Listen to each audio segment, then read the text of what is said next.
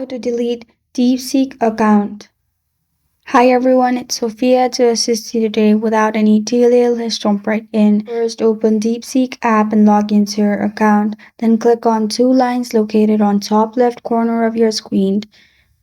After you click on two lines located on top left corner of your screen, you'll find this kind of screen pop up. In here, you'll find your profile on bottom left corner of your screen.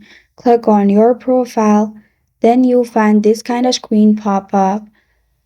In here, you'll find Delete Account option below Delete All Chat. Click on Delete Account, then click on Delete again. And like this, your account has been deleted.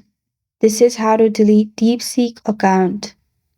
Thank you for joining me today. If this video helps you out, please leave a like and subscribe for more.